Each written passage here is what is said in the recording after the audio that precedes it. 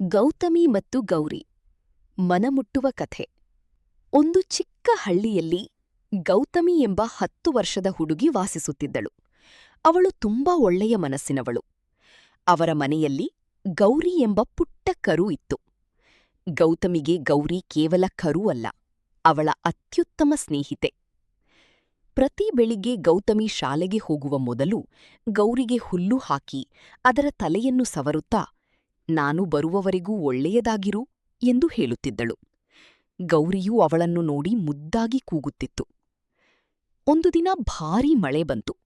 ಶಾಲೆಯಿಂದ ಮನೆಗೆ ಬಂದ ಗೌತಮಿಗೆ ಗೌರಿ ಕಾಣಿಸಲಿಲ್ಲ. ಆ ಕರು ಮಳೆಯಲ್ಲಿ ತಪ್ಪಿಸಿಕೊಂಡಿತ್ತು.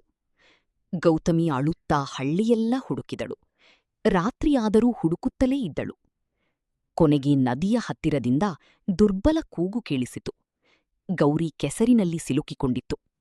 ಗೌತಮಿ ಹೆದರದೆ ಹಳ್ಳಿಯವರನ್ನು ಕರೆದುಕೊಂಡು ಬಂದು ಗೌರಿಯನ್ನು ರಕ್ಷಿಸಿದಳು.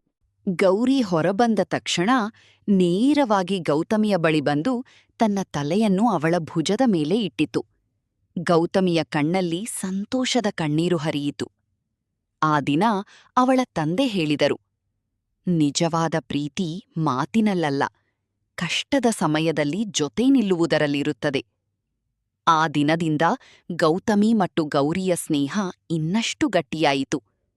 ಹಳ್ಳಿಯ ಜನರು ಅವರ ಪ್ರೀತಿಯನ್ನು ನೋಡಿ, ಮನುಷ್ಯ ಮತ್ತು ಪ್ರಾಣಿಗಳ ನಡುವೆ ಇರುವ ಪ್ರೀತಿಯೂ ಕುಟುಂಬದಷ್ಟೇ ಅಮೂಲ್ಯ ಎಂದು ಹೇಳುತ್ತಿದ್ದರು.